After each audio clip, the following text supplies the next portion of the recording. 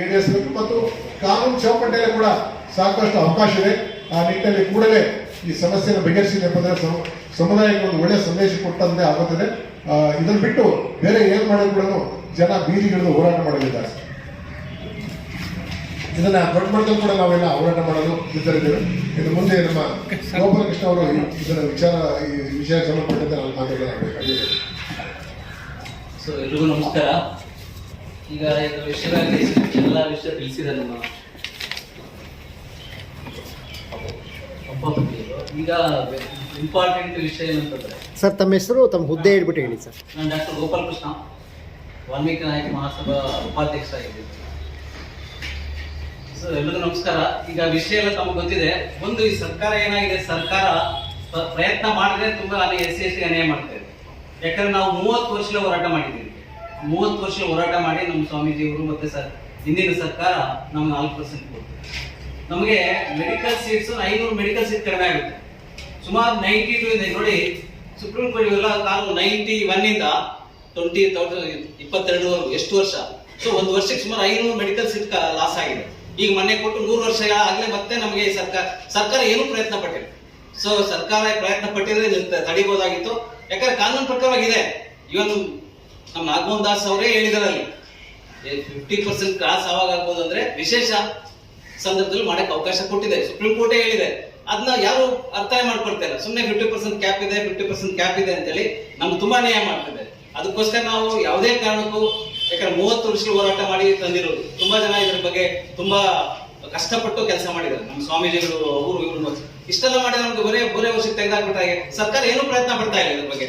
ಸರ್ಕಾರ ಕೋರ್ಟ್ ಅಲ್ಲಿ ಸರಿಯಾದ ರೀತಿಯಲ್ಲಿ ವಾದ ಮಂಡನೆ ಮಾಡಿದ್ರೆ ನಮ್ಗೆ ಅನ್ಯಾಯ ಆಗಿಲ್ಲ. ಅದು ಮಾಡ್ದೇನೆ ಸುಮ್ಮನೆ ಆದೇಶ ಮಾಡ್ತಾರೆ ಮೊನ್ನೆ. ಸೊ 30 ವರ್ಷಗಳು ಮಾಡಿದ್ದಕ್ಕೆ ನಮ್ಮ ಇದು ಕೆಲಸ ಇವ್ರು ಒಂದೇ ಅವರ್ಲಿ ಕ್ಯಾಬಿನೆಟ್ ಮೀಟಿಂಗ್ ಅಲ್ಲಿ ತೆಗೆದಾಕ್ತಾರೆ. ಆ ಕ್ಯಾಬಿನೆಟ್ ಮೀಟಿಂಗ್ ಅಲ್ಲಿ ಆಗಿರೋದು ನೋಡಿ ಯಾವ ತರ ಮಾಡಿದ್ದಾರೆ ಅಂದ್ರೆ ಇಮಿಡಿಯೇಟ್ ಆಗಿ 6% ಯಾಕೆ ಕ್ಲಿಯರ್ ಆಗಿ ಹೇಳೇ ಇಲ್ಲ. 6% ಬ್ಯಾಕ್ಲಾಗ್ ಕೊಡ್ತೀವಿ ಅಂತ ಎಲ್ಲಿ ಹೇಳಿದ್ರೆ ಆದೇಶದಲ್ಲಿ ಹೇಳಿದ್ರೆ ಹಳೆ ರಿಸರ್ವೇಶನ್ ಪ್ರಕಾರ ಕೊಡಿ ಅಂತ. ಹಳೆ ರಿಸರ್ವೇಶನ್ ಪ್ರಕಾರ ಕೊಟ್ಟು ಬ್ಯಾಕ್ಲಾಗ್ ಕೊಡಕ್ಕಾಗುತ್ತೆ? ಇದು ಸುಮ್ಮನೆ ನಮ್ಗೆಲ್ಲ ಕಣ್ಣಿಗೆ ಮಣ್ಣೆರ್ಚು ಕೆಲಸ ಮಾಡ್ತಾ ಇದೆ ಸರ್ಕಾರ. ನಾವು ಅವ್ರಿಗೆ ನಾವು ಕರೆ ಕೊಡ್ತಾ ಇದೀವಿ. ನಮ್ಮ ರಾಜ್ಯದಲ್ಲಿ ಎಲ್ಲ ನಾಯಕ ಸಮಾಜದವ್ರಿಗೆ ನಾವು ಇದೇನಾದ್ರು ಮಾಡಿಲ್ಲ ಅಂದ್ರೆ ಎಲ್ಲ ತಾಲೂಕು ಮಟ್ಟದಲ್ಲಿ, ಜಿಲ್ಲಾ ಮಟ್ಟದಲ್ಲಿ ನಾವು ತುಂಬಾ ಪ್ರತಿಭಟನೆಗಳೆಲ್ಲ ಹಾಕೊಳ್ತೀವಿ ಸರ್ಕಾರಕ್ಕೆ. ಯಾಕಂದ್ರೆ ಸರ್ಕಾರಕ್ಕೆ ಗೊತ್ತಿದೆ, ಈ ಸರ್ಕಾರಕ್ಕೆ ನಮ್ಮ 15 ಜನ MLA ಕೊಟ್ಟಿದ್ದಾರೆ. ನಮ್ಮ ಸಮಾಜ, ನಮ್ಮ ಸಮಾಜದ ಬಗ್ಗೆ ನಮ್ಮ MLA ಮಾಡ್ತಾ ಇದ್ದಲ್ಲ, ಸರ್ಕಾರನೂ ಮಾತಾಡ್ತಾ ಇಲ್ಲ. ಯಾಕಂದ್ರೆ ಓಟ್ ಹಾಕಿರೋರು ನಾವು, ನಮ್ಮ ಕಷ್ಟಗಳು ಕೇಳ್ಬೇಕಾಗಿದೆ. ಯಾರು ಮಾತಾಡೋ ಪರಿಸ್ಥಿತಿ ಇಲ್ಲ. ದಯವಿಟ್ಟು ನಾನು ಕೇಳ್ತೀನಿ, ಸರ್ಕಾರಕ್ಕೆ ಏನೂ ತೊಂದರೆ ಇಲ್ಲ. ಅವ್ರು ಸ್ಪೂರ್ವಕ ಪರಿಶೀಲನೆ ಮಾಡಿ ಹೈಕೋರ್ಟ್ ಅಲ್ಲೇ ಅವ್ರಿಗೆ ಏನೇನು ಮಾಹಿತಿ ಕೊಡ್ಲಿ. ಅದ್ ಬಿಟ್ಟು ಕೋರ್ಟ್ಗೆ ಹೋಗ್ಬಿಟ್ಟು ಇವರೇ ಇಮಿಡಿಯೇಟ್ ಆಗಿ ಒಂದು ಕಾನೂನು ಮಾಡಿ ರಿಸರ್ವೇಶನ್ ಬೆಟ್ಟು ಮಾಡಿ ಅಂದ್ರೆ ಹೇಗೆ? ಅದು 56,000 ಪೋಸ್ಟ್ಗೆ ನಮ್ಗೆ 4% ಸುಮಾರು ಒಂದು 4-5 ಸಾವಿರ ಪೋಸ್ಟ್ ವೇಕೆಂಟ್ ಆಗಿ ಇದಾಗುತ್ತಾ? ನಷ್ಟ ಆಗುತ್ತೆ. ಇದಕ್ಕೆಲ್ಲ ದಯವಿಟ್ಟು ನಾವು ಮನವಿ ಮಾಡ್ತೀವಿ. ಸರ್ಕಾರದ ಜೊತೆಲಿ ಇನ್ನೊಂದ್ಸಲಿ ಮನವಿ ಮಾಡ್ತೀವಿ ಮುಖ್ಯಮಂತ್ರಿಗಳಿಗೆ ಮತ್ತು ಸಚಿವರಿಗೆ. ಇದು ಮಾಡಿಲ್ಲ ಅಂದ್ರೆ ನಾವು ಗ್ಯಾರಂಟಿ ಹೋರಾಟ ಮಾಡೇ ಮಾಡ್ತೀವಿ. ಇದು ಇಲ್ಲದೆ ಯಾವುದೇ ಇದು ಮಾಡ್ಬೇಕು, ರಿಕ್ರೂಟ್ಮೆಂಟ್ ಮಾಡಲೇಬಾರ್ದು, ನಮ್ಮ ಒತ್ತಾಯ. ಎಲ್ಲರಿಗೂ ನಮಸ್ಕಾರ. ಸರ್, ಈಗ 50% ಕ್ಯಾಪ್ ಇದೆ ಅಂತ ಹೇಳ್ತೀವಿ. ಹೌದು. ಈಗ ಇವರು 9 ಶೆಡ್ಯೂಲ್ ಸೇರಿಸಿದ್ರೆ ಪ್ರಾಬ್ಲಮ್ ಆಗ್ತಾ ಇರಲಿಲ್ಲ. ಒಂದು ನಿಮಿಷ ಹೇಳ್ತೀನಿ. 9 ಶೆಡ್ಯೂಲ್ ವಿಶೇಷ ನೋಡಿ. 9 ಶೆಡ್ಯೂಲ್ ಸುಪ್ರೀಂ ಕೋರ್ಟ್ ಹೇಳಿದೆ. ಅಥವಾ ತುಂಬಾ ಜನ ಗೊತ್ತಿಲ್ಲ ಅನ್ಸುತ್ತೆ. 9 ಶೆಡ್ಯೂಲ್ ಸೇರಿದ್ರು ಸಹ ಹೈಕೋರ್ಟ್ ಸ್ಕ್ರೂಟಿನಿಗೆ ಅವಕಾಶ ಇದೆ ಅಂತ ಒಂದು ಮಾತು ಹೇಳಿದೆ. ನೀವು ಯಾವ 9 ಶೆಡ್ಯೂಲ್ ಸೇರಿಸಬೇಕಾಗಿರೋ ಸಂಬಂಧಗಳು ಯಾವ್ಯಾವ್ದು ಗೊತ್ತಾ? ಡಿಫೆನ್ಸ್, ಯಾರು ಪಬ್ಲಿಕ್ ಕ್ವಶನ್ ಮಾಡಬಾರ್ದು ಅನ್ನೋ ಒಂದೇ ಕಾರಣಕ್ಕೆ ಯಾವ ಸೂಕ್ಷ್ಮವಾದಂತ ವಿಷಯಗಳು ಮಾತ್ರ 9 ಶೆಡ್ಯೂಲ್ ಸೇರಿಸೋದು. ಅವಾಗ ಯಾವುದೋ ಒಂದು ಸಮಸ್ಯೆ ಅಂತ ಹೇಳಿ ತಮಿಳುನಾಡು ಸೇರಿಸಿದ್ರೆ ಬಿಟ್ಟು ದೇಶದಲ್ಲಿ ಯಾವ ರಾಜ್ಯದ್ದು ಸೇರಿಸಿಲ್ಲ. ಇಂಥ ವಿಷಯ ಎಲ್ಲ 9 ಶೆಡ್ಯೂಲ್ ಸೇರಿಸೋ ಸಬ್ಜೆಕ್ಟೇ ಅಲ್ಲ ಇದು. ಹಾಗಾದ್ರೆ ಬೇರೆ ರಾಜ್ಯಗಳು ಏನ್ ಕೊಟ್ಟಿದ್ದಾರೆ? ಒಂದು ನಿಮಿಷ, ಯಾವ ರಾಜ್ಯದಲ್ಲೂ ಕೊಟ್ಟರೆ ಒಂದೇ ಒಂದು ರಾಜ್ಯ ತಮಿಳುನಾಡು. ಅದು ಪೊಲಿಟಿಕಲ್ ಪ್ರೆಷರ್ ಇಂದ ಅದಕ್ಕೆ ಸೇರಿಸಿದ್ದಾರೆ. 9 ಶೆಡ್ಯೂಲ್ ಸೇರಿಸಬೇಕಾಗಿರೋದು ಇದಕ್ಕೆ ಮಾತ್ರ. ಯಾವುದೋ ಡಿಫೆನ್ಸ್ ಇರಬಹುದು, ಮತ್ತೆ ಕೆಲವೆಲ್ಲ ಯಾವ ನಾವು ಬದಲಿ ಕೊಡಬಾರ್ದು. ಅಲ್ಲ, 9 ಶೆಡ್ಯೂಲ್ಗೆ ಇದು ಸಾಗದೇ ಇರೋ ಕೆಲಸ. 9 ಶೆಡ್ಯೂಲ್ಗೆ ಯಾಕೆ ಗೊತ್ತಾ? 9 ಶೆಡ್ಯೂಲ್ ಅಲ್ಲ, ನಾವು ಒಂದ್ ನಿಮಿಷ ಸರ್. ಯಾಕಂದ್ರೆ 9 ಶೆಡ್ಯೂಲ್ ಆದ್ರೆ ಇದು ದೇಶದಲ್ಲೆಲ್ಲ ಇದೆ. 9 ಶೆಡ್ಯೂಲ್ ನಾವು ಸೇರಿಸೋದಾದ್ರೆ ಸರ್ಕಾರ ಮಾಡ್ಬೇಕಾಗಿತ್ತು. ಸರ್ಕಾರ ಮಾಡ್ಕೊತಾ ಇರಲಿಲ್ಲ. ಯಾವುದೂ ಸಹ ಸರಿಯಾಗಿ ನೆಟ್ಟಿಂಗ್ ಮಾಡ್ತಾ ಇಲ್ಲ. 9 ಶೆಡ್ಯೂಲ್ ಸೇರಿಸೋದು ದೊಡ್ಡ ಪ್ರೋಸೆಸ್. ಇದು ಇನ್ನೂ ಒಂದು 3 ವರ್ಷ ಆಗ್ಬೋದು. ಅಲ್ಲಿ ಮತ್ತೆ ಪಾಸ್ ಆಗ್ಬೇಕು, ಬಿಲ್ ಪಾಸ್ ಆಗ್ಬೇಕು. ಅದಷ್ಟು ಸುಲಭವಾದ ಕೆಲಸ. ಮತ್ತೆ ಬೇರೆ ಪ್ರಯತ್ನ ಮಾಡಿದೆ ಸರ್ಕಾರ 9 ಶೆಡ್ಯೂಲ್ ಸೇರಿಸೋದಕ್ಕೆ. ಈ ನಮ್ಮ ಎಂಪಿಗಳಿರ್ಬೋದು, ಯಾರೇನು ಮಾಡಿದಾರ? ಇದುವರೆಗೂ ಯಾರು ಮಾತಾಡಿದ್ರು? 28 ಜನ ಎಂಪಿಗಳು ಗೆದ್ದಿದ್ದಾರೆ ಕರ್ನಾಟಕದಿಂದ. ಸ್ಟೇಟ್ ಗೌರ್ಮೆಂಟ್ ರೆಕಮೆಂಡ್ ಮಾಡಿದ್ದಾರೆ, ರೆಕಮೆಂಡ್ ಆಗಿದೆ. ಸಿ ಏನಾಗಿದೆ ಒಂದು ತಿಳ್ಕೊಳ್ಳಿ ಸುಮ್ಮನೆ ನಮ್ಮನ್ನ ಯಾವಾಗಲೂ ಓಟ್ ಹಾಕೋದಕ್ಕೆ ಮಾತ್ರ ಇಟ್ಕೊಂಡಿದ್ದಾರೆ SC/ST ದೇಶದಲ್ಲಿ ಈ ರಾಜ್ಯದಲ್ಲಿ. ಅವ್ರ ಸಮಸ್ಯೆ ಬಂದಾಗ ಸುಮ್ಮನೆ ಹೇಳ್ತಾರೆ, ಬಟ್ ಅಲ್ಲಿ ಹೋದಾಗ ಯಾರು ಮಾಡಕ್ ತಯಾರಿಲ್ಲ. ಈಗ ಇದರಲ್ಲೇ ಭಿನ್ನಾಭಿಪ್ರಾಯಗಳಿದೆ. ಯಾವ್ದ್ರಲ್ಲಿ ಈ 53,000 ಹುದ್ದೆಗಳನ್ನ ಕರೆದಿರೋ ಕಾರಣಕ್ಕೆ ಮಾನವೀಯ ದೃಷ್ಟಿಯಿಂದ ಹೌದು ಇದಕ್ಕೆ ಅವಕಾಶ ಕೊಡೋಣ ಅಂತ ಹೇಳ್ಬಿಟ್ಟು ನಿನ್ನೆ ಸಭೆ ಸೇರಿ ಗಾಂಧಿ ಭವನದಲ್ಲಿ ಒಂದು ನಿರ್ಣಯ ತಗೊಂಡಿದ್ದಾರೆ. ಕೊಚ್ಚ ಕೊರಮ ಹೌದು. ಬೇರೆ ಬೇರೆ ಜನಾಂಗದವರು. ಹೌದು.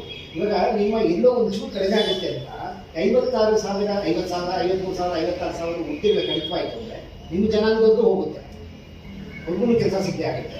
ಅದ್ರ ಬಗ್ಗೆ ಬ್ಯಾಕ್ ಲಾಕ್ ಅಲ್ಲಿ ಇಟ್ಕೊಂಡು ನೆಕ್ಸ್ಟ್ ಡಿಸೈಡ್ ಆದ್ರೆ ತಗೋಬಹುದಲ್ಲ, ಹಂಚ್ಕೋಬಹುದು. ಬ್ಯಾಕ್ ಲಾಗ್ ಇಡ್ತಾ ಇಲ್ಲ ಅವರು, ಸುಮ್ನೆ ನಮಗ್ ಇಲ್ಲ ನೀವ್ ಬೇಕಾದ್ರೆ ಆದೇಶ ನೋಡಿ, ಆದೇಶ ಕ್ಲಿಯರ್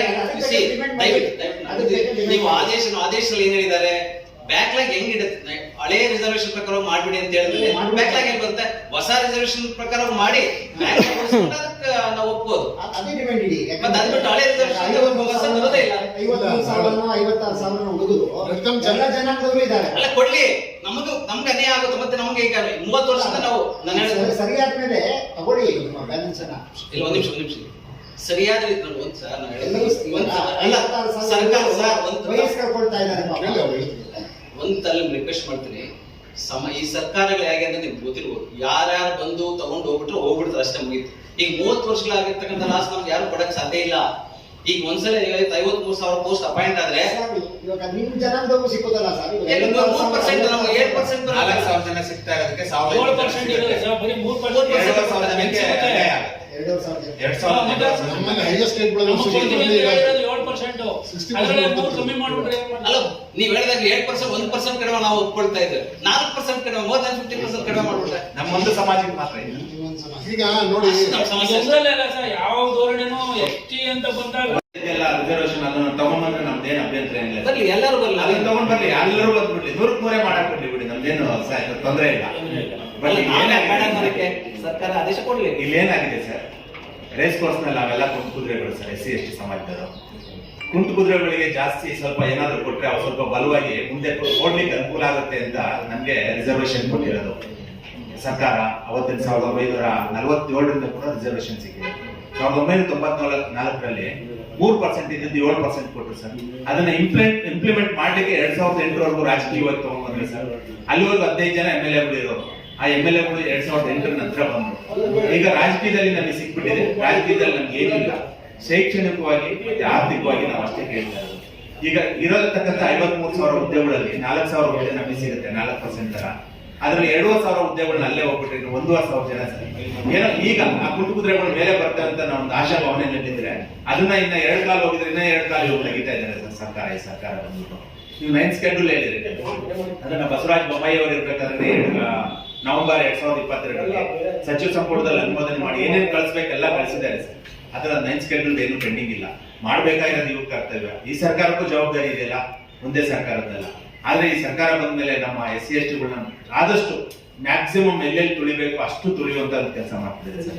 ಅದಕ್ಕೆ ನಾವು ಇವತ್ತು ಸಾಯಂಕಾಲ ನಮ್ಮ ಎಲ್ಲಾ ಶಾಸಕರನ್ನ ಒಂದ್ ಕಡೆ ಸೇರಿಸಿ, ನಮ್ಮ ಸಮಾಜದ ಸಚಿವರನ್ನು ಕೂಡ ಒಂದ್ ಕಡೆ ಸೇರಿಸಿ, ಅವ್ರ ಮೂಲಕ ನಾವು ವಿಧಾನಸೌಧದಲ್ಲಿ ಶಾಸಕಾಂಗ ಸಭೆಯಲ್ಲಿ ಒತ್ತಡ ಮಾಡಲಿಕ್ಕೆ ಪ್ರಯತ್ನ ಮಾಡ್ತಾ ಇದ್ವಿ. ಅಲ್ಲೂ ಆಗ್ಲಿಲ್ಲ ಅಂದ್ರೆ ಇದ್ದೇ ಇದೆ, ನಾಯಕರ ಹೋರಾಟ ಗೊತ್ತೇ ಇದೆ. ನಾಯಕರ ಹೋರಾಟ ಈ ಮುಂದಿನ ವಾರ ಅಥವಾ ನೆಕ್ಸ್ಟ್ ವಾರದೊಳಗಡೆ ವಿಧಾನಸೌಧ ಮುಖ್ಯ ಕಾರ್ಯಕ್ರಮ ಕೊಡಲಿಕ್ಕೆ ಇದೊಂದು